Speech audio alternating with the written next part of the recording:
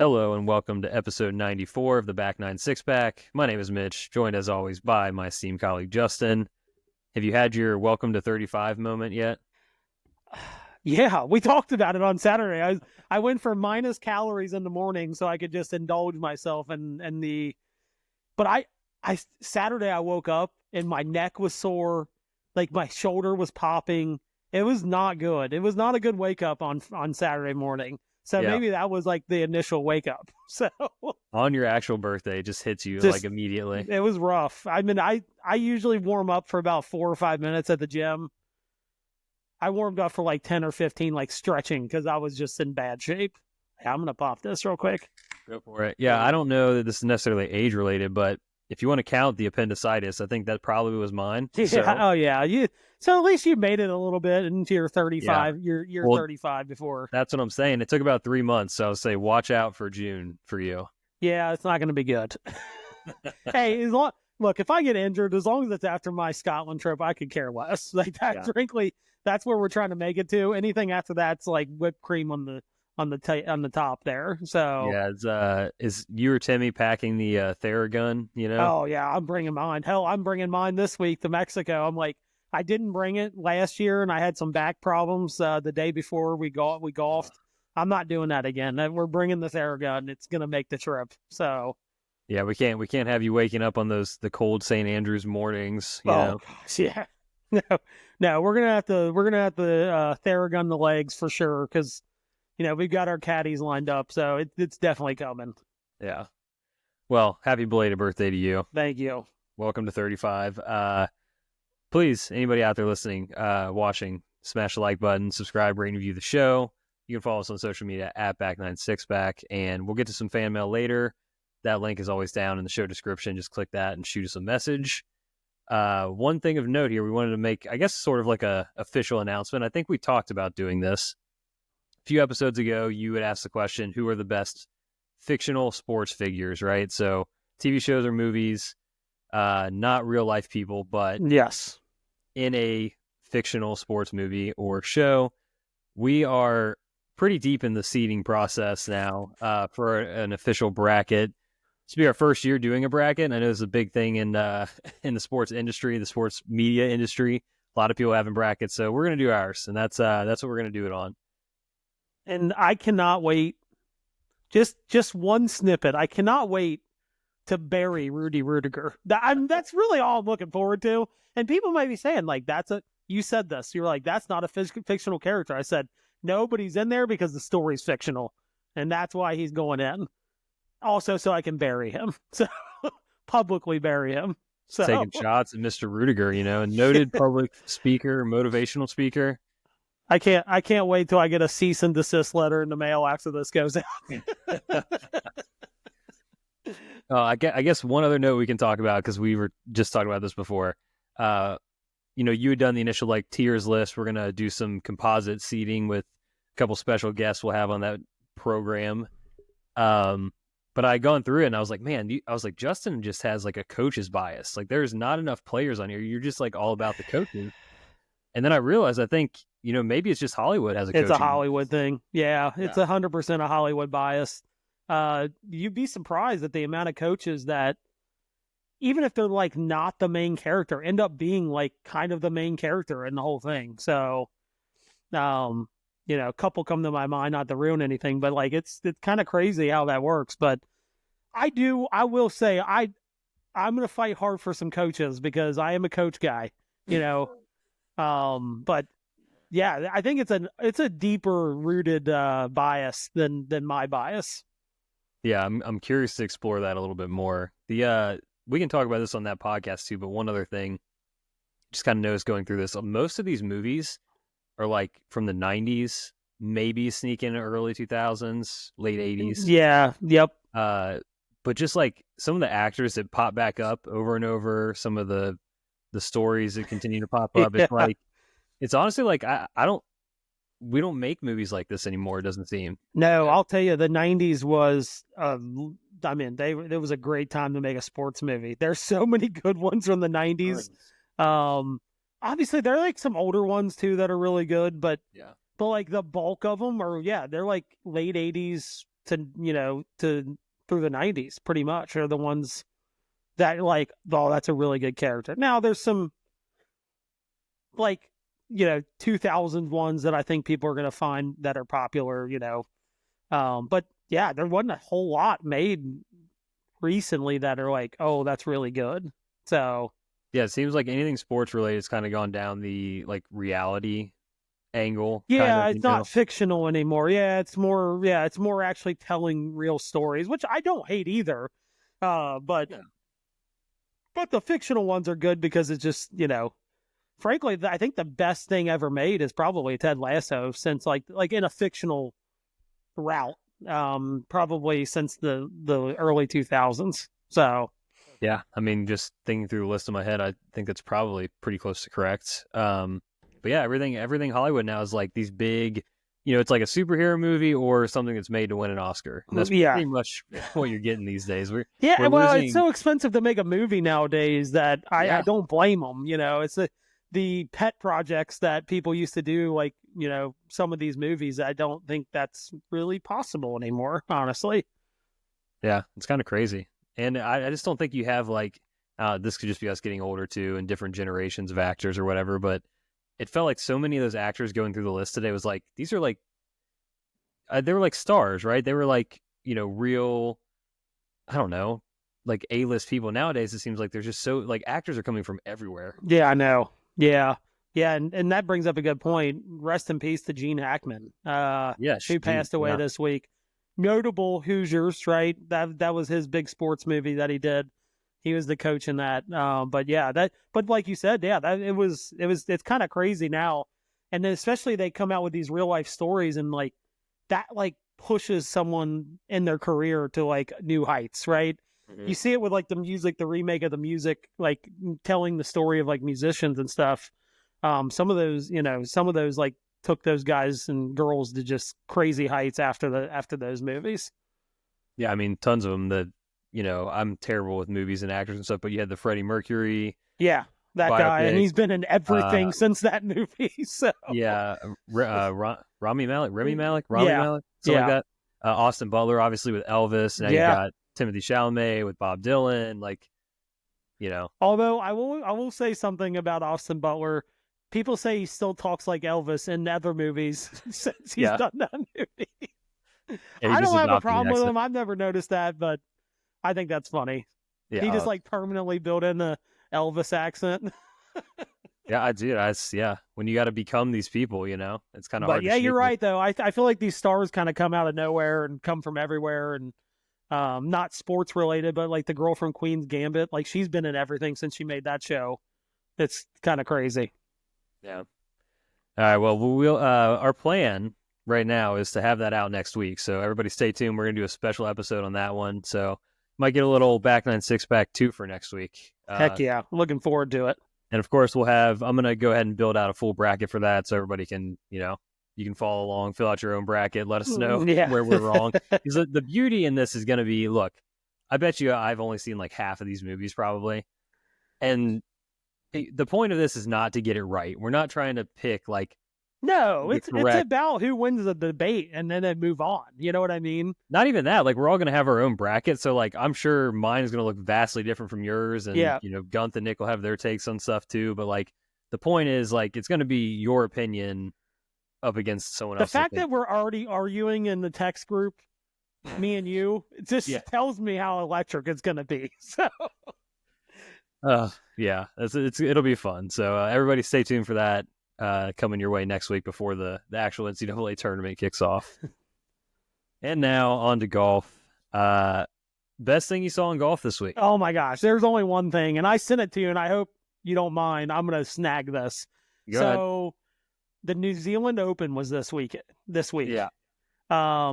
Dude, shout out to Monday Q, because he got all the backstories to like all the small stuff that happens in golf. And he never misses with a story. So a guy by the name of Ryan Peake ended up winning the New Zealand Open, which for the record does get a spot in the Open Championship in July. Ryan Peake is a former motorcycle gang member who spent years in prison for assault. Wins the New Zealand Open Uh, he obviously has a past criminal history. He struggled to get into the country. I guess New Zealand, their visas, like they have like a very tight, I guess, restrictions on like past offenses and things like that. He got in late. He got in on Tuesday. He played 36 holes practice round on Wednesday because he's never played the courses and ends up winning the tournament. It's true. But shout out to Ryan. Ryan Peake. He says that he credits golf with turning around his life. That's what that's a huge reason he's a contributing member of society nowadays. Is he credits golf. So I thought that story is amazing. I'm looking forward to it. Hope to God he doesn't struggle getting a Scottish or visa to the UK. I don't think they do. Knowing the guys going on our trip, I think he should be fine. But they didn't struggle to get theirs, so I think he should be fine. But I'm very much looking forward to him playing in July. Oh yeah, that's wild. I had barely kind of dug into that, so I'm glad you filled me in on the rest of it. Man, just. All I saw really was like the picture of him with the trophy, just like stone faced. Yeah. Like, he looks like a guy that used to be in a bicycle game. Just being honest, like yeah. To me, I don't know, but he's from New Zealand or no? No, he's not from New Zealand. He is. Let me see where he's from. I didn't even look that up. I think he's from the United States. Okay, yeah, I just saw that one. I think there was a different, maybe the South African Open. Somebody won their home open. I don't remember where it was, though. But, yeah, let's see. I mean, he makes it sound like he's from the United States. I'm kind of reading some stuff. Sorry, I put you on the spot here. No, it's fine. Oh, no, he's from Australia. Okay. But still that's still cool. I'm looking forward to seeing him play in July at the Open. I think that's going to be I think it's going to be one of the cooler stories, probably. Yeah, that'll be interesting to see. I'm not familiar with his game, so I have no idea how that's going to work. Didn't know of him until this week. So yeah, man. There's a few things I think for me, and we'll just kind of a good segue into the Cognizant, but Joe Highsmith winning, he's just got an awesome relationship with his mom. Yeah. And, he was kind of made the joke, I think, in his post-round interview of like, she'd booked flights home or whatever and was going to be, heading out after 9 because he wasn't really in contention. And he made the comment about like, well, Mom, what if I'm like 500 through 9 or something, which he turned out to be. And so she cancels her flight and sticks around and gets to see her son win. And he made the comment of like, the running joke in the family is that like his mom was like hitting golf balls on the day that he was born. Like that's how awesome. Like, into it she is and everything. And yeah, so they had like a really good, she gave a cheers to him after the tournament. He gave one to her kind of thing. So that was, I don't know, just a touching moment. You don't get to see all those behind the scenes. I like when guys like that. I know everybody's like, oh, but like a tournament like that doesn't, especially the Mexican Open or the Mexico Open, like when there's like not a big field, like it's nice to see these guys that don't get regular starts or not the big names get wins like this because it changes their lives. Like he's exempt for a year. He's or exempt for another year. He's going to get into the Masters. Like it's just such a big life-changing thing. We saw it last year with Grayson winning. Like his whole year changed because he won the Sony Open. Like he got into all this stuff. So pretty cool to watch these guys like that win these events. And it's crazy too, just like we'll get into the course a little bit more, but like there were so many names down the stretch within like a couple shots of the lead, and it's like, everybody just kind of melted down, and Joe Highsmith walks through the door with his bucket hat on, So, we can get right into the Cognizant there. He wins 19 under. It's a new tournament record. Guys don't usually play this course like that. Not a lot of wind. This shit, we were talking about it with our boy Steiny. He's like, not a lot of wind. Might have been a little soft, but the guys don't usually play this course that well. It's tight. Yeah, not easy. A lot of stuff that I had heard and read is kind of like, the collective complaining about players not wanting to come here because it's just too difficult. They're stupid. They overseed it with ryegrass now, instead of like letting the Bermuda kind of be dormant and whatnot. So it just makes it soft. It's just, it makes it easy for these guys.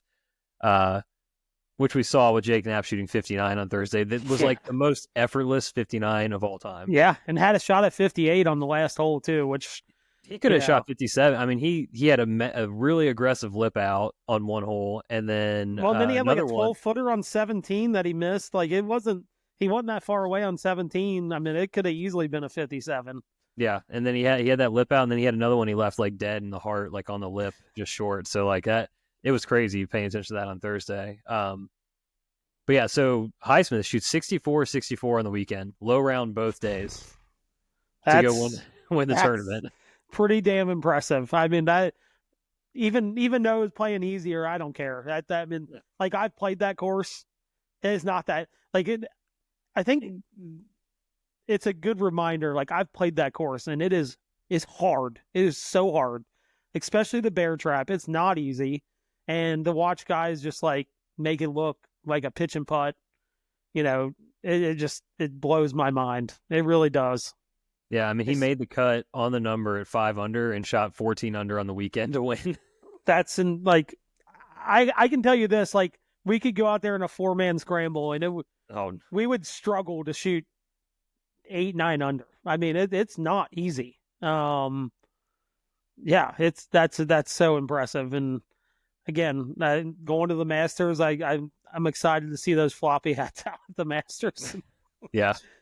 The back-to-back weeks, first-time winner, so that's pretty neat. Some other top fives, notables here. Tied for second, Jacob Bridgman, J.J. Spahn. Tied for fourth, Max McGreevy and Ben Griffin. It's crazy to me that those are the names there just because we had like so many dudes that you do know that were chasing, and they just kind of all evaporated. So some of those notables, T6, Russell Henley, Michael Kim continues to play good golf. Jake Knapp after the 59 just like couldn't really keep it going at all.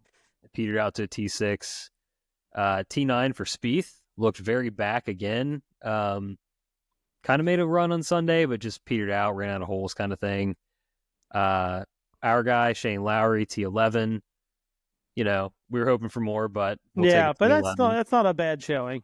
No, especially when you get like a no-name winner that nobody picked. That's, helpful. We're okay with that. Yep. And then T18, Luke Clanton needed a made cut to earn his tour card through the PGA stuff, and got it done. Flying colors. Yeah, that was going to be my, best thing I saw in golf. Yeah. The biker guy just overtook him, but, overshadowed him a little bit. But that was a really cool video after he came off 18 on Friday and realized he was going to make the cut, and just having that whole moment with his family, it was really, really cool. Yeah, his sisters were super fired up. I saw them out there. Dude, they were more fired up than him. Like, it was crazy. It was cool to watch. Yeah, so that was one of the honorable mentions for my moment of the week too. But yeah, Clanton looks like a dog, dude. So these young guys, they just get so good so quick. By the time they get to like 21, 22, they're like a seasoned tour professional. It's crazy how much that's changed. We used to talk about 22-year-olds like, we got to give him like 3-4 years and then maybe he'll find his form. And it's like these kids come right off of college golf courses, right into the PGA Tour and don't miss a beat. It's truly incredible. Yeah, I don't want to get carried away or anything crazy, but this is the same way that Ludwig got out on tour. Yep. Through the PGA Tour U program. The guy bombs it. Like he's off the team. Dude, he's so long.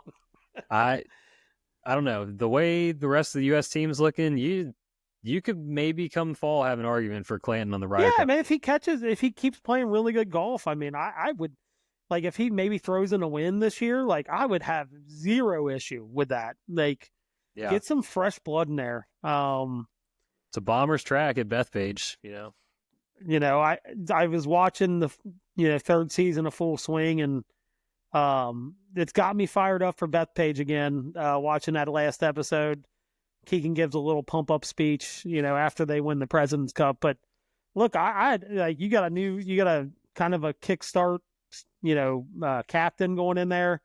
Like, dude, I have no problem with like take chances. That's kind of how. I mean, they took a chance on Ludwig. He never even played in the major.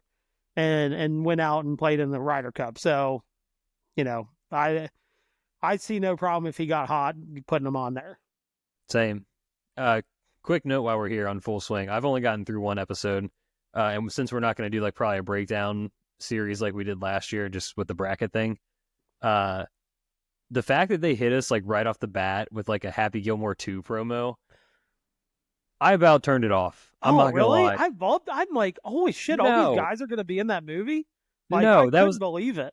it's a Netflix movie. They I instantly know, went I into promo know. mode right off the bat. I was like, and then I'll all of a tell you sudden it's what, like, oh, though. here's the Masters. I'll tell you what. From a story standpoint, after that, I get that. But like after that, like from a pure telling guys stories, specifically guys that most normal people probably have no idea about, they did pretty good. I would say the last 2 episodes should win awards. I mean, like the story that, they tell the story of Gary Woodland and his battle with his brain tumor.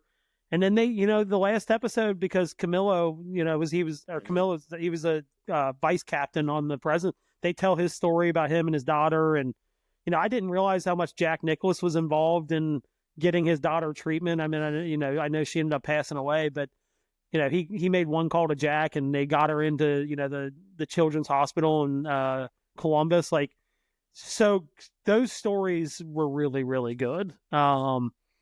Like from a story standpoint, after that beginning, they did a really, really good job. We find out more about Neil Shipley, who, played with Tiger and Sunday at the Masters, which, by the way, the guy's a character. Like, Oh yeah. I might be a Shipley fan now. Like, I might be all in on him.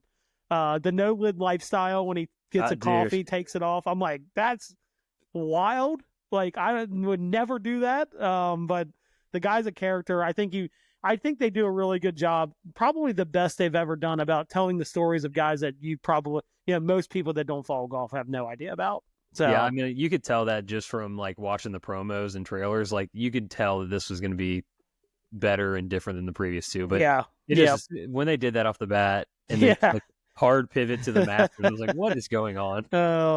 Yeah, I'll tell you that Gary Woodland episode, man, I lost it. I was like there's. I am man enough to admit when my eyes, I told you I think I texted you guys, I'm like, my allergies are really bad right now watching this episode. It was, holy crap. Like, there are some parts in there as a father, even if you're not a father, like, you have a dad, like, oh my God, like, it just hits you right in the feels. Yeah. No, I'll keep you posted as I get through those. Can't watch it at your speed, but I'll get there. Well, when you get there, we'll do maybe a shorter breakdown in one of the episodes. Yeah. Yes. Cool. All right. Well, sort of mentioned this. One and done. Like I said, we had Shane Lowry, T11. Brought us home $184,986. I'll hate that. We jumped up like 500-600 spots. All right. Still in the 3,000. Still haven't hit $1 million, but signature event this week. Got to get this one right. Yeah, the next 2 weeks are massive. You got any early leans? No, you go first. I'll let you go first. I've gone first the last couple of weeks. I hate to do it, but I think I just want to burn Scotty, man. I wanted you to see if you had someone else, but I'm like, I just feel like we got to use him here. Like, we need a week. We need it, and we can't miss on his win. I feel like he always plays relatively good in Florida. I mean, he's got 2 players. Like, I don't think it's, and he's playing okay. I mean, he's playing pretty good right now. So, but he's just a guy that, like, he can roll the ball out and win any week. You know what I mean? Right. And I just don't want to use him on a week where it's like, well, it's the U.S. Open and we use him and he doesn't win. I think majors are more crapshoots than say this. He's going up against 68 other guys or something like that. Exactly. Yeah, that's what I was going to say. Actually, I think these player ones, like the API, I think they're 100 players or something like that. I don't think this one is. I think Tigers is. And okay, maybe, so this maybe one is Jax not. Is, but I don't think this one is. Regardless, he's still going up against a limited field. So, I mean, I know it's all the best players, but, you get 150 guys, it's like, man, that's a crapshoot. I really like his chances going up against a limited field. Yeah, his like you said, playing pretty well. He's since coming back from the injury, T9, T25, T3. At Bay Hill specifically, his past 4, a win, T4, win, T15. Yeah, just him in the short field. at this course. I'm willing to bet on him figuring out the little bit of left miss he's been dealing with. He's had a couple weeks off. I think it's just time. Let's just use him now. Hopefully we get the win, and then we can move on and figure out the rest from there. Yep. Yeah, I'm good with using him. I mean, obviously he's a pretty heavy favorite, even over Rory. Yeah. But that's the other thing too, is there's enough question marks, right? Like Xander is coming back, but who knows what kind of form he's in. You know, like Colin, I don't know. Like guys that just don't hit the ball as like they just kind of tend to struggle on this course a little bit because if you're going to get in the rough, you need to at least be 340 off the tee. You know what I mean? Like it's kind of one of those things where it's like if he's not hitting it straight, he's really gonna struggle. So this course, I saw this earlier, has one of the highest like percentages of approach shots that come from over 200 yards. Yeah, we just got to have someone with some length, and you know that's why I would say like no to Colin. That just doesn't feel like a good course fit. Yep. And then really you go down the odds boards, you like JT. I mean, I know he's playing better, but it's like I don't trust that. Yep. Decky's a crapshoot half the time. You know what I mean? Patrick Cantlay's not played his best golf this year. Then you just start getting into like the mid-tier guys of like, if we had a win under our belt, and like maybe you take a flyer on like a Tommy Fleetwood or, you know, something along there, or, you know, a Russell Henley or something. But it's like, man, it's like we're not having to win. We just got to go for the surer thing. That's where I'm at, honestly. It's like, I thought for a minute about Ludwig, but it's like, he doesn't have the history here that Scotty has. Yeah. He plays better, more either, you know, northern East Coast or out west so far in his career. Like I said, question marks with Xander. We've already picked Rory. We've already picked JT. Hideki may be worth a look, but like I'm with you. It's just like I'd rather take like the supreme talent in the short field and just try to bank a $4 million paycheck. Yep, exactly. Yeah. All right, well, easy enough. Scotty Scheffler is the official back nine six-pack, one and done. So you should probably take Ludwig if you're betting, because anytime we have like a second thought about somebody, it's like they're probably going to play. Like Michael Kim last week. We were like, should we take? Oh, no. And then it's like, you know, he ends up playing well. I mean, he only placed 4 spots ahead of where we ended up at, or 5 spots ahead of where we ended up at. So that's a huge difference. Your guy, I think I saw it from Scott Fawcett. Whoever, is he Decade Golf? Yeah, Michael Kim is a Decade Golf guy. He's a bogey avoider. I saw that tweet as well, where it was like, I think he's like the last like 6 tournaments or whatever. He's been like in the top 3 in bogey avoidance. Yeah. So he's not getting it done with like a ton of birdies, but he's just not giving shots back. Yeah. Yep. So that's interesting. Okay. TGL. Has LA locked up the 1 seed? You know what? I don't even know. They beat the Bay Golf Club today. They did 5-3. So I'd imagine. I would guess they're probably gonna lock the.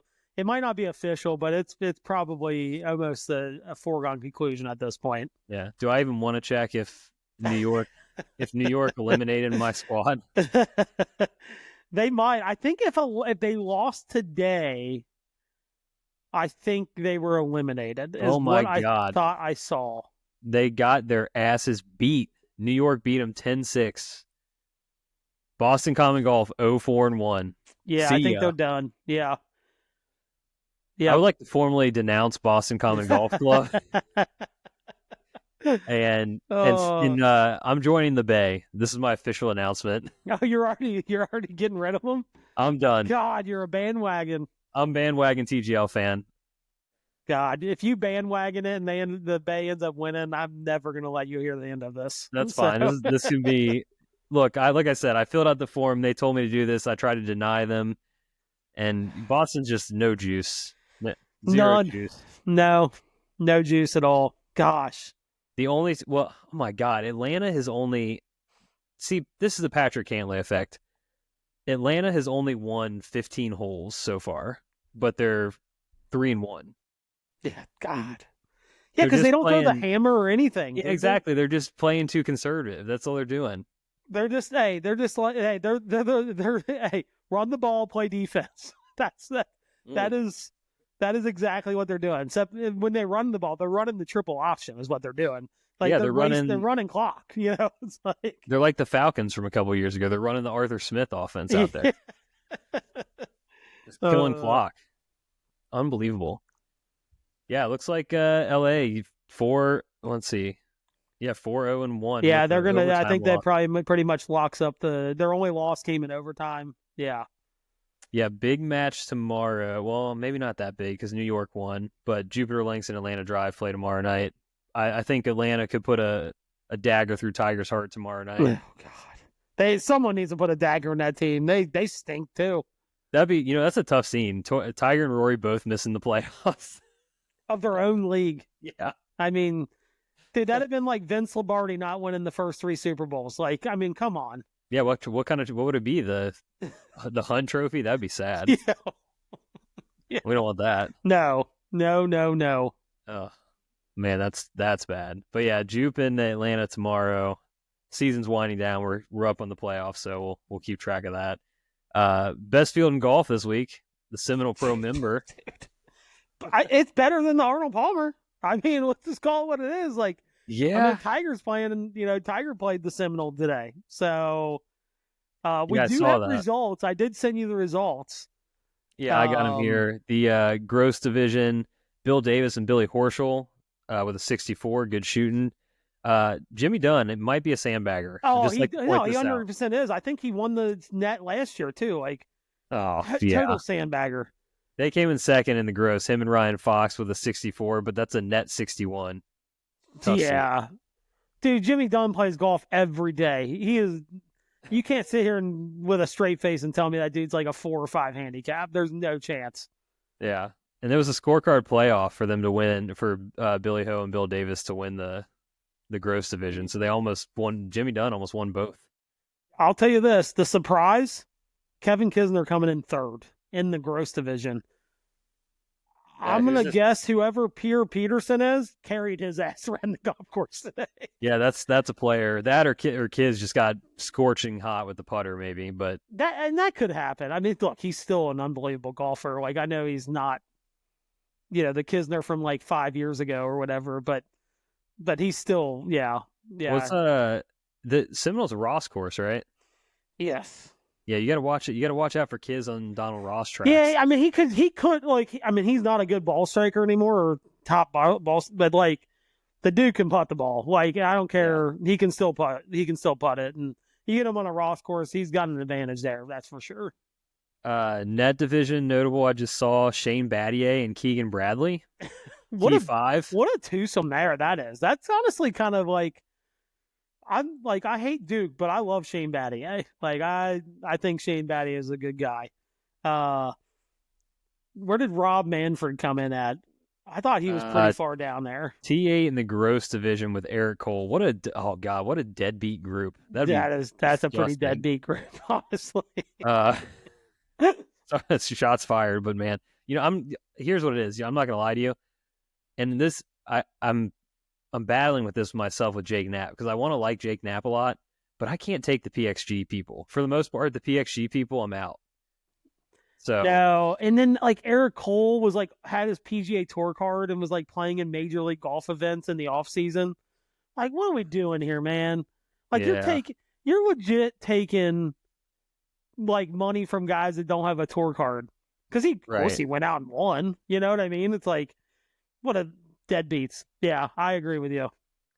Kiz and his partner shot 65 net T8, so that's only a shot different from their gross score. So yeah, our guy Pierre Peterson might be a player. Yeah, who else? Let's see who else was some really good amateurs in the field. God, I saw a couple other. Well, I just wanted to shout out, Will Gordon missed the cut on the number again. Sorry for our guy Jay. But, Will gets to go play Seminole and T5 in the net, and I think he was, T8 in the gross. Yeah, T8 division, in the gross, yeah. Playing with Mark Loomis. I'm not, Tom Brady's on here, but I don't know if it's that Tom Brady.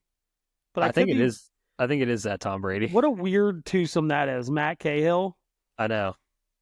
He played with Keegan last year.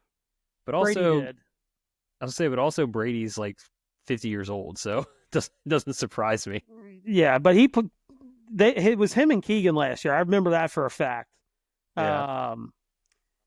Yeah, but I mean, Seminole's got one of the best member list probably in the country. I mean, probably outside of Pine Valley, they probably have one of the best, like, pound for pound member list out there.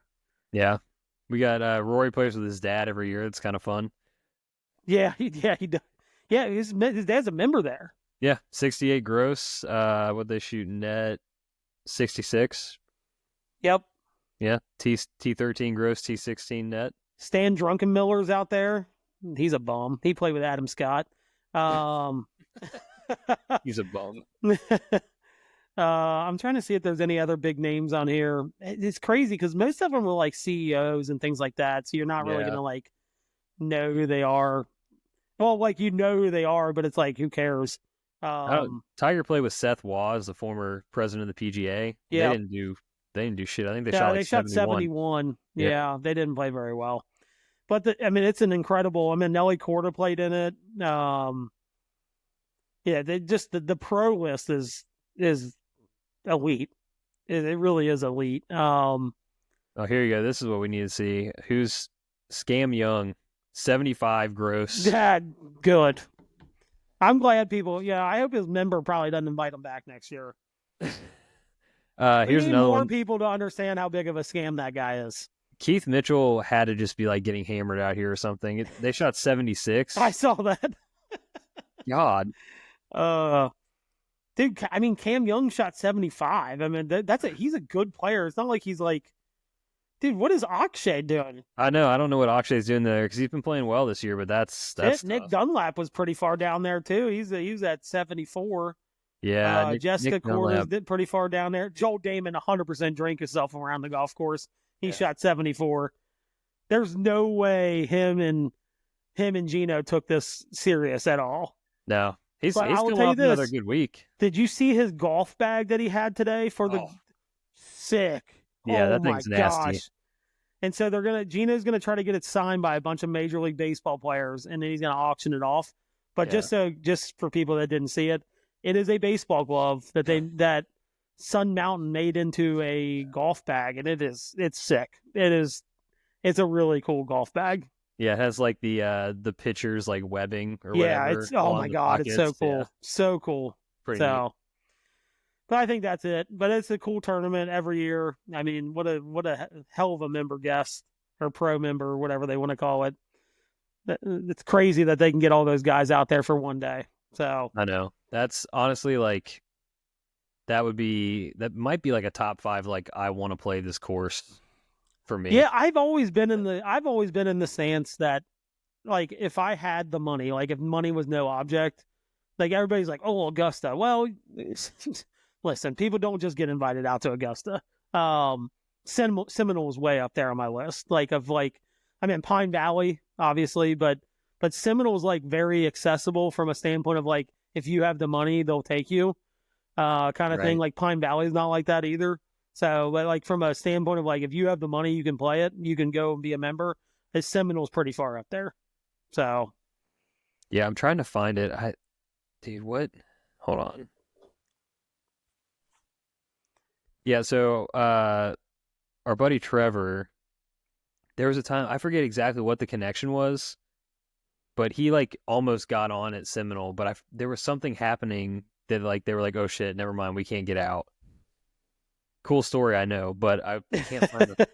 Well, so, and someone can fact check me on this, but from what I know, it is the only Donald Ross course that is on the coast, like built on a coast.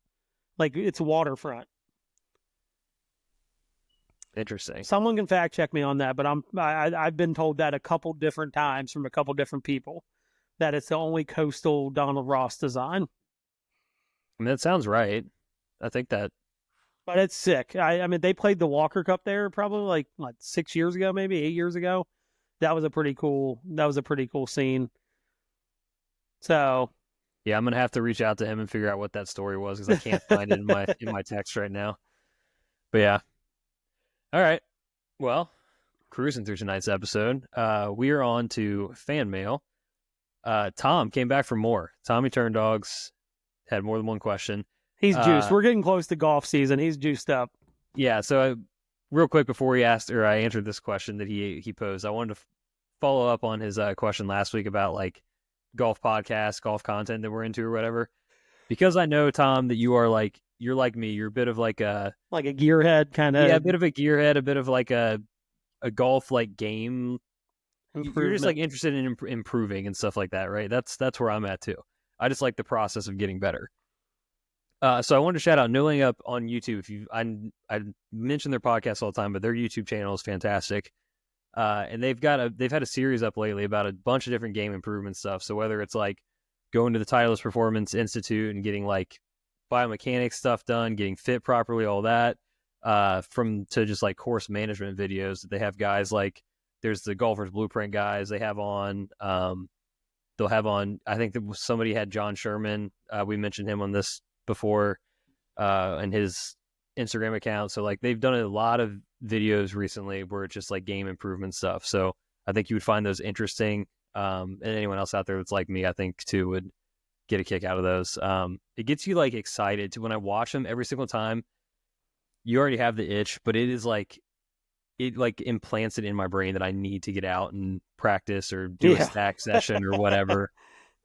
Which on that note, got full clearance today on the appendix front. Heck yeah. Gonna take it easy, listen to my body. I don't want to burn myself out. I don't want to re-injure anything or whatever, but I'm excited to get back to stacking, which a lot of segues here. I reached out to Dr. Sasha McKenzie, the guy, co-founder of the Stack. I DM'd him on Instagram. He got back to me within like an hour. Wow. Really? Yeah. I was like, dude, this is what happened. I had one session left. Like, if you have a minute, I'd love to know what you think. Like, should I restart? Do I just finish the session and move on, et cetera, or whatever? He was like, well, if you're feeling like you're fast, you kind of have two options. Like, you go back into the app and the app is going to prompt you to do like a couple, like, not warm-up sessions, but like kind of like get back into it sessions. Let's see where the marker's at, kind of. Yeah, and then from there, it will tell you like, okay, go ahead and finish your foundation, or it'll like kick you into another program to start doing. So it's like you can do that, or you can just say, forget that, and you just go ahead and do a session and, whatever, or start over. So that was awesome. He answered me. I was not expecting. Yeah, shout out to him. That's pretty cool that he answered. I think that's really, really cool. So I'm excited. I don't know when this week I'm going to do it, but I'm going to get it back out and just like see where my body's at and see what the app tells me to do. Oh yeah, so, let's get fast this year. I know. I'm so in. And like the fact that we had such a tough winter has me like extra itchy. Dude, I'm so itchy. My light is very much at the end of the tunnel, but I'm itchy. I know. I'm going to shoot 1,000,000 the first time that I play just because I'll be too excited. I'm curious to see how Friday's going to go for me. So. Yeah. Anyway, back to Tom's question. He pointed out something to us that like we didn't even realize ourselves, I don't think. He wants to know, we thought about or talked about how to celebrate our 100th episode. We were on 94 here. And he asked if there's any chance of doing a live show on the patio at our club. Not sure about that. It definitely could be warm enough. It definitely could be warm enough. Yeah, so here's the thing. I did the math on this, and because we are doing, this is kind of like serendipitous, it worked out this way. Because we're doing this special edition with the bracket thing, our 100th episode will be Masters Week, which is... Hell yeah, how did we get that? Which is wild. When you think about, 2 years ago of Masters Week, we had our failed attempt at a first episode. So our first episode, because of that, was the week after the Masters, of course. So yeah, a little bit of a false start has now led us to maybe our 100th will be Masters Week. And honestly, there's like two or three lost episodes at this point. We've had to dump a couple. Yeah. So shout out to me for making that happen. Yeah. Shout out to technology for making that happen. Exactly. Yeah, we'll have to do something. Dude, even if we don't do a live show, maybe we just open the phone lines. Like that's what I'm thinking. Like it could get real wild in here, but I don't hate it. Like I don't hate it at all.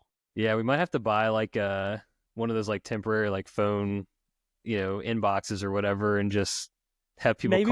Maybe we just do a live roast, like let people come in and just roast us and then leave. Like I don't know. I need to do some more brainstorming here. Yeah, we'll have to figure something out that's, it may not be a live show, but we can definitely get some listener involvement. And, Yeah, like live listener involvement. Yep. plus, we got to preview the Masters. That's going to be that's like one of of all the pro golf stuff we do, that's probably the most in-depth we go on any of the tournaments. So. Yes. Oh, 100%. And we do have some capabilities. I mean, if we don't do something like live, like we could stream it like live. Like, I don't think we've ever done that, but we can do that. We have the capabilities of doing that. So, so we'll figure it out. But yeah, I didn't even start thinking about it until just now. So, well, thank you, Tom, for pointing that out to us. Definitely got us thinking about it now. We've only got a few weeks to figure that out. So we'll get our top guys on it. How about that? All right. With that, we are on to the patio. It is Patio Beers time. Yeah, I don't know who. I'll go first. Yeah, okay. I got a really good question. And I'm sad I didn't get any feedback on this on Saturday. So Saturday, I wake up. Obviously, you already know I was in pain. Like, I did not sleep well Friday night. Woke up at like 4:30. Couldn't go back to sleep. I went down a serious rabbit hole of like sport chants. Oh yeah. Like not college, like professional sport chants. Mostly Premier League, like English soccer, but like it had me thinking, like what do you think are some like elite chants from professional sports teams? Because like every college has one. Like colleges, every college has a chant, but like there's not like there are a lot that have them, but like not all of them have chants. You know what I mean? Yeah. Well, if you're going to hold me to professional, that makes it a little tougher. I will say I'm going to mention a college one because I think my favorite one, Rock Chalk Jayhawk, dude. It's like so haunting. It is. And so thinking of this question, we had talked, I think it was like the beginning of college football season last year. We had talked about some like traditions and things like that. And you actually did bring up Rock Chalk Jayhawk. So you're sticking to your guns on that one. I appreciate that. There is something about playing a home basketball game there. Obviously, they're always pretty good, and just getting rocked by that chant because it's eerie. It is kind of eerie. So, yeah, it's like a sleepy Saturday afternoon, and then you just get that Rock Chalk Jayhawk, like that slow, ominous chant. Just I don't know, something about it, like kind of I don't know. That one gets me. I like that one a lot. Yep. Professionals, like it's hard for me to think past like the Braves. They do the chop. Dude, that was one of the ones that came to my mind. Like that's, I think about like growing up, it's, fall, you're watching the playoffs on TBS or whatever. Greg Maddox just cooking guys, throwing 88-mile-an-hour gas. Yeah, Tommy Glavine's out there, Smoltz is out there, Chipper Jones hitting bombs, and you got the, the chop going. That one's one of mine that sticks with me for a long time. Well, I've got a handful of them. First off, like, I can say this because I'm not like a fully committed Bengals fan. I try to root for them and stuff like that. The Who Dey chants go pretty good. Like it's pretty good. I know you can't say it because of bias. I'll say it. It's pretty good. Thank you. I think their song that they sing after every touchdown is great. Like I think that's a really cool tradition for a professional sports team. I think, I thought of the Braves when you're thinking of Major League Baseball. I think that's a pretty elite one. Then English soccer, like I watch enough of it to be dangerous, but they've got some really good ones over there. Specifically, like Manchester City, Blue Moon, it's pretty elite. Like they have a song, like it's obviously a song, but it's pretty good. Man United's got their chant. That's pretty elite as well. I was trying to think. I think some lame ones. If we're gonna go there, I think some lame ones. I think New Orleans Who Dat is pretty lame. It's kind of a ripoff of Who Dey. It doesn't make any sense, right? You know what I mean? Like I guess that's maybe more it's pretty lame. Yeah, I don't know the origins, and I don't know which one is first, so I'm just gonna agree with you here. I have no idea. Yeah, it's pretty lame. As much as I hate the Eagles, like the Eagles chant pretty Yeah. good. Like it is, and it's because their fans are so obnoxious. Like they make it good. I don't know if I'm missing any that I really like. Those are the ones that kind of came to my mind, though. Yeah, I mean, now that you bring up the Eagles, I think about the other teams that just spell their name, the Jets. They do that. Doesn't feel as good. Also, that team stinks. So, you know, Well, I'll tell you too. Like, I know it's not a chant and they're singing a song, but I think like, you know, being at a Boston Red Sox game, Sweet Caroline, yeah. yeah, and having Sweet Caroline come on, while it's not like super intimidating, it kind of is though, right? Like, especially you're coming down the stretch there. Like they played a lot of playoff baseball there. Like that comes on, gets people juiced up. Like that's pretty good. Yeah, I mean, I look, Go Pack Go's pretty elite too. Yeah, I see. I couldn't say it because I'm a fan. That'd be some biased reporting.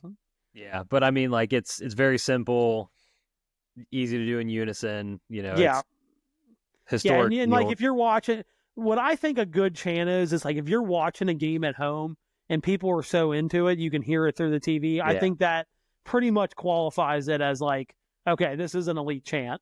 All right, yeah.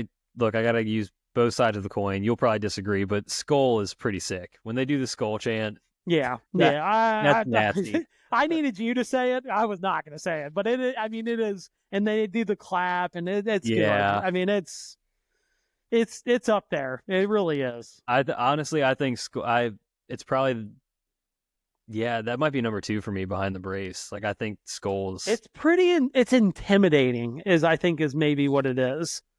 Yeah, plus they get it up there and the they're banging the too. drum and they're doing the clap. Yeah, I get it. It is, and it's proved to be for a long time, even though they haven't been like great much. Like over a period of time, they haven't been like great a lot. It's hard to play there. They actually, I don't know what their home record is, but I bet it's pretty good. They've always had a pretty good fan base. Yeah, I mean, especially redoing the stadium, seems like they've been like that you said, stadium's awesome. They've been competitive now for pretty consistently over the last close to a decade almost. Yeah, I'd say last 10 years they've had some more competitive teams than not competitive teams. They've had a couple rough years in there, but for the most part they've been up there. Yeah. No, great question. I wish I knew more, like you said, like the EPL and that, because dude, soccer's got to be like pound for pound the best. Oh, it's crazy. Yeah. They're all pretty good. I mean, it's just, I think Blue Moon's really good just because, like, I don't know, Man City's like the Yankees of the English Premier League. So, and I'm probably sounding so American saying that that's the best one, but I think it is. I watched all of them on Saturday morning, and I thought that was one of the better ones. So, yeah. I need to. I don't know if I need to do it, but I kind of want to. Like, I want to have an EPL team. Just like just for those down times of the year where like there's not a lot of sports on, but it's like EPL Sunday or whatever. Like, I don't know. I do a chant too. I want to as well, but the problem is like you almost just got to go and like find a mid-pack team so you don't look like a coat rider. Yeah, I mean, I wouldn't take Man U or Man City. Like those are auto like no for me. Yeah, you could go for like an Aston Villa right now. They've got relegated I think 2 years ago, but now they're about to get promoted this year. Might not be a bad one. I kind of like their colors. But you can't go like, oh, like Man City's my team. It's like the team that spends the most money is your favorite team. Imagine that. So I think I don't know. I have no idea who's good or not, but like, I think I'd probably be like, give me like Liverpool or like Tottenham. Like, I'm probably one of those. They feel like competitive, but not like, the blue blood. Well, maybe they are blue bloods. I don't know, but it feels like you're not rooting necessarily for the Yankees or Red Sox like you would be for picking one of the Manchester teams. Well, just so you know, Liverpool is leading the Premier League this year. Hell yeah, look at that. Okay, so they're a little out there, but like Arsenal, you can't do Arsenal. Like I would consider them a blue blood. Man City's a blue blood. Chelsea's a blue blood. I know. But you get like a Newcastle or a Brighton or a Fulham, like. Aston Villa. Sorry, Aston Villa is in the Premier League this year. Sorry, excuse me. Yeah. Like Crystal Palace is not like a super. They have a pretty. Tottenham Hotspurs, they're like, what's the best way to explain them? Probably like they're the Chiefs. So like they like have a storied past, but then they kind of sucked for a while, but then now they're kind of back. That's kind of like the Tottenham Hotspurs, but they're not Yeah. like considered like a blue blood. You know what I mean? Sure. I Yeah, guess maybe not the Chiefs, but like I don't know. You see what I mean? They're just like they like have a storied past, but they're like trying to find their way back now. gotcha. Yeah, Crystal Palace always stands out to me because back when before FC Cincinnati was an MLS team and they were like in the whatever that was, the USL, I think. Yeah. They had a friendly against Crystal Palace that I went to. Yeah, we all went to it. Yeah. Yeah, at Nippert. So I was like, oh, I've always been kind of intrigued with Crystal And they Palace. had like half of their like development guys out there. Yeah. So I don't know. That could be one I might dig into Crystal Palace a little bit just because I have that one touch. You know, point. I might have to get with my guy Rob here. He is a much bigger soccer fan than I am. Oh yeah. And he could probably tell me who's acceptable and who's not acceptable to like. Just from a standpoint of like we're trying to find like a non-blue blood to like and cheer for. Yeah, I'd like to have a team that's like they're kind of flirting with relegation, but like they've got a shot at winning some game. Like I don't think they're going to win the EPL, but like, you know, I don't want to take Liverpool just because they're front running right now. I can't. I don't want to do that. Well, not after I just changed my TGL allegiances. I can't do that now. Look, I love what. Not to get too much soccer talking here, but like I love what they've done with Wrexham. You know, those guys buying that team and turning it around and turning the city around. I love that, but it's too popular. And they're close to getting promoted to the Champion League, which is the one below the Premier League. They're close to getting promoted to that. They're in third place. I think top two teams from League One is what they're in. Get promoted. They're in third right now, and I think they're like 2 points out of the promotion spot. So, but it's too popular. Like I love the show. Don't get me wrong. I love the show they did for that and all that. But they're another one. If they could end up in the Premier League, like everybody's gonna like them. And they already kind of do, honestly. So, yeah, I need to watch all that stuff. I've always heard good things about it and just haven't. I watched it a lot when I had younger kids because it's like you're up at 7. Not a lot on a Saturday. You just click it on. It's like, I'll watch some footy ball. Well, I was referring specifically to the Wrexham story, but yes. The EPL. Oh, you do need to watch that show. That show's amazing. It really is good. Okay. Well, I kind of have less of a question and more of just like, I wanted to have this conversation kind of thing. We've talked travel multiple times on this show. You're about to go on some air travel. I'm going to head out on some air travel soon. Just a sidebar to that, air travel, tough scenes lately. We need to get that figured out sooner rather than later. I do have a theory behind that. Oh God, okay. And knowing a lot of people that have worked at airports, and I've heard stories from well before now, I don't think more things are happening. I think we're just hearing about them more. It's possible. Antennas are up. Yeah. Maybe we're more aware of things that are happening, right? But I knew someone that worked for air traffic control for 7 years, and they're like, there's more close calls than you think there is. They've always told me that, like even before all this stuff came out. So yes, but we're more aware, but it still makes it, I think it makes it more scary for us. Yeah. Yeah. So anyway, that was a sidebar. What I want to talk about, the fact that it's 2025 and there are some issues in society that just like should not be up for debate. One of them should be that I should not have to pay to have my children sit next to me on a plane. Like I should not have to pay for a guaranteed seat next to my child. Yeah, that's why it's stupid. The fact that is still a thing in this day and age is insane to me. And I obviously get it. They're trying to like prey on your fears. You're gonna be separated from your kid. It's a revenue thing, whatever. And you most certainly don't want a kid sitting on your lap for 3 hours. No, but it's just like, I just don't understand it. Like, I don't know. I was chatting with okay. It's funny. I'm even okay with like paying a little bit.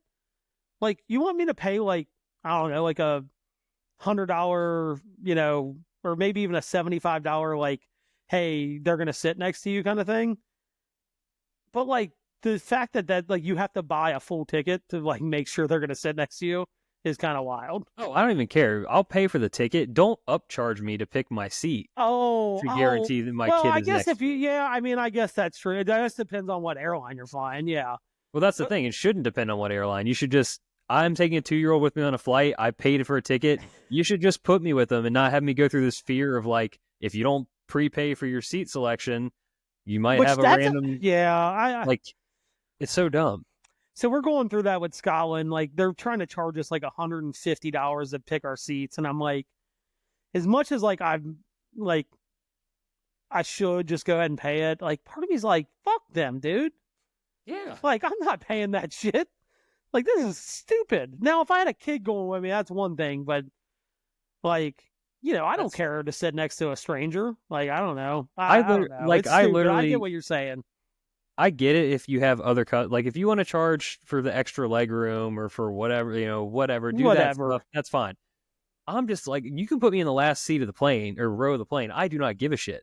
Just make sure my 2-year-old is going to be sitting next to me without me paying whatever, $25. I have to pay $100 to make sure they're going to sit next to me. Well, yeah, because it's like per ticket, per seat, round trip. So like it's someone needs to do a social experiment of like, you don't pay it and then your kid doesn't sit next to you, and it's like you drop your kid in that seat and like, hey, this is on the airline. Like he needs Cheerios like every 20 minutes. Like tell the people sitting next to him. Like, oh my God. Like it's insane. Yeah, that is insane. It's pretty stupid. I mean, what airlines do that? I know American or British does it. American. I actually saw this today because obviously I'm going through this right now and trying to figure out what I want to do. But there's like, I think so. The Department of Transportation has like a website where they list off the ones. There's like 10 major airlines listed on it. Only 5 of them guarantee it. It's like, I don't want to get this wrong because I don't want to trash, but American does do it. They automatically without cost put you next to your kid. Oh, do they really? Okay. Yeah. But United and Delta do not. Allegiant, who I'm flying to Florida, does not. Yeah, I would assume them. Yeah, Delta's surprising. I'll be honest with you. I'm a big Delta guy, and that's a little surprising for me. Surprising for me too. Frontier will do it for free. They will see you with your kid. So they don't do a lot for free. I think they even charge for oxygen on their planes. Exactly. That's my point. So it's like, I don't know. It's just great. There are some things like, just if a parent's buying a ticket with their accompanying minor, just give them a free seat together no matter what. Dude, it's crazy. Yeah. I feel like that should be a widely accepted thing. Yeah. So, like I said, I don't really have a question, but if you have any travel pet peeves you want to relitigate here, let's have at it. Well, going through, that is one. I mean, we're going through that right now, and like we don't have kids going with us, but we'd love to sit next to each other. But you're like $150 to guarantee I'm going to sit next to my friend. I'm like, I don't know. It seems a little hefty. That's more than a round of golf. Think of how many pints you can buy with that. I mean, that, I'm looking at it. We're, like that's at least 20 pints. You know what I mean? At a minimum. Yeah. You're going to have so many drinks at the Done Vegan instead of having that ticket or that seat. Yeah.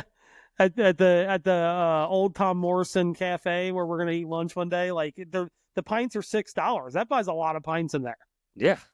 So yeah, that is a crazy one. Yeah, my pet peeve that I always worry about when I'm flying with my clubs, which I am flying with my clubs this week, is the roughness in which they're carried and treated. Like we just bought suitcases 3 years ago. We've probably flown 10 times with those suitcases. Dude, those suitcases look like they're from like the mid 90s. I mean, they're beat to shit. And it's like you don't know what I have in there. Like, why are you tossing that thing around? Like, that pisses me off.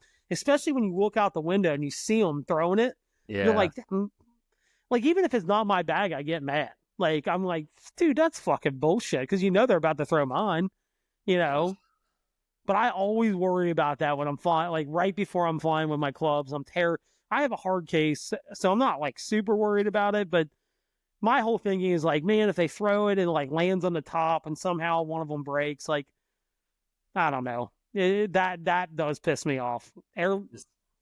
Take a picture of your driver and your 3-wood settings and take the heads off of them. Just do it. I mean, I do that anyway, but it's still kind of one of those things. Like, I just worry anytime I fly with my clubs that something like that's going to happen.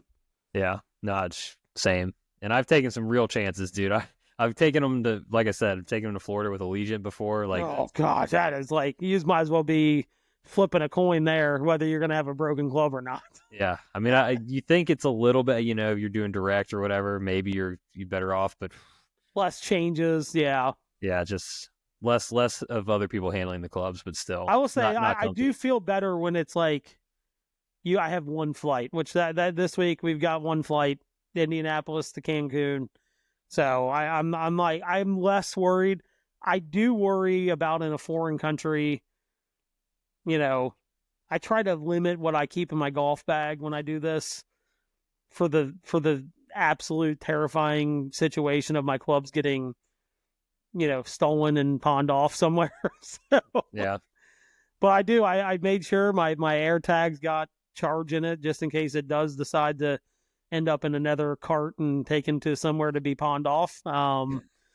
It's hidden deep in my golf bag. I even if they knew it was traveling along with them, I don't know if they could find it. But yeah, smart. Yeah, that's a good tip. Another good tip is the air tag with the golf clubs. That's A+. Yeah, and just so Tom, our guy Tom Cerisi, we were kind of going back and forth, and he had asked me about like ship sticks or whatever.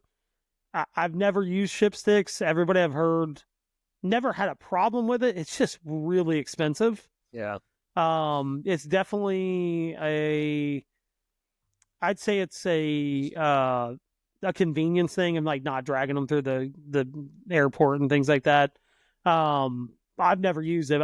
Everybody I've heard, it's like, oh, man, it cost me $390 to ship my clubs out to Arizona, or, it cost me $290 to ship my clubs to California with me or whatever. So I just heard it's always a pretty hefty markup compared to like the $50 or $75 you'll pay to take them on the airplane with you. Yeah. I mean, you hate to roll the dice like that, but I'm with you. Like it's way more cost effective. It's cost effective. And honestly, I'm weird that I'm like, I just want them. Like, I want to know, like, once I get there, like, I have them. Yeah, you know what I mean? Yeah. So, like, I know you ship them to a golf course, things like that, or your hotel, but I just like, and frankly, I'm a drastic overpacker. I use my golf bag as a default overflow suitcase. Oh yeah. For things that I may not wear. I always get in the golf bag. I'm like, I brought this, and I'm not even gonna wear this. Like, yeah, mostly shoes though. Like, I do pack all my shoes that I don't wear on the plane into the golf bag. That's again another A+ trip. You're traveling with clubs. Yeah, I mean, you're paying to check it. You're paying for that up to 50 pounds. You may as well use it. So yeah, and the good news is like I really pack it full for this trip. We charter a flight. They're pretty lenient on the whole weighing thing. So, like, I usually, last year, that thing was like 70 pounds. It was heavy. It was heavy. So, they didn't say anything. So, I'm fully planning on doing it again. So, hopefully they haven't changed their rules at all. Yeah. All right. Well, next time, I think next time I see you will be after that trip. So, you'll be fresh. Yeah, I'll try to have a voice this year. If you remember last year, I did not have a voice coming back from this trip. I forgot about that. That was a real struggle. Yeah. The good news is on Sunday night, we don't have a Super Bowl to watch this year. That got me out over the skis a little bit, and I came back in rough shape. So hopefully we are golfing Sunday. So that doesn't really give me any. I could still come back with no voice. So. Yeah, we'll see. I'll check in with you Monday afternoon. Hopefully we have a show that night. Yeah.